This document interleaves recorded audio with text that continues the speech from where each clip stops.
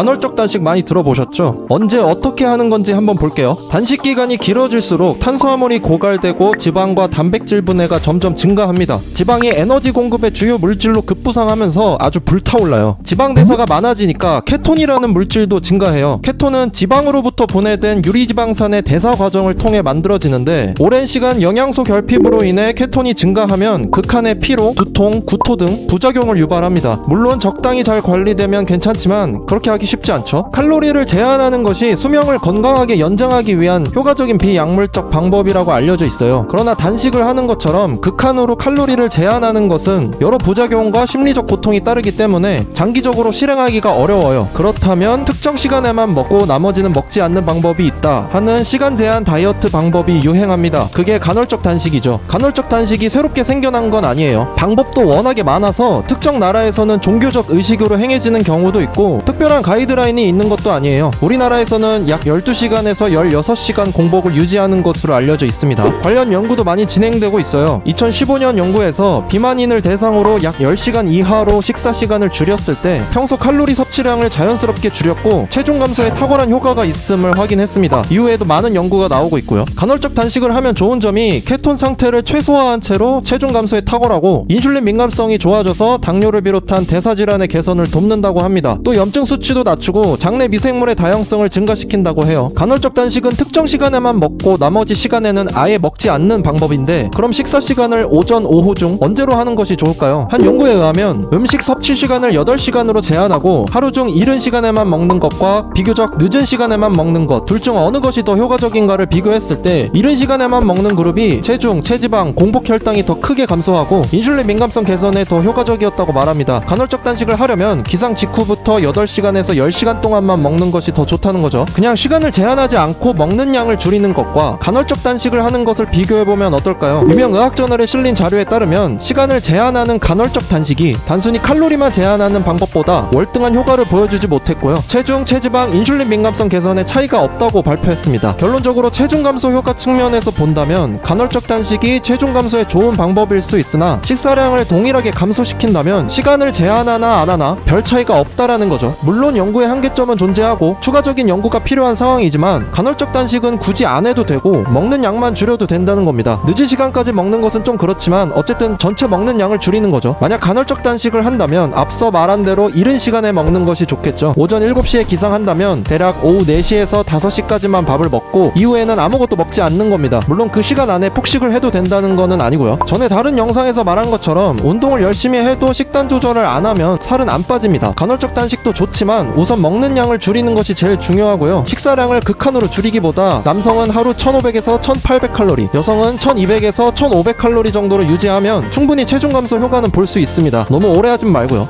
여기까지입니다.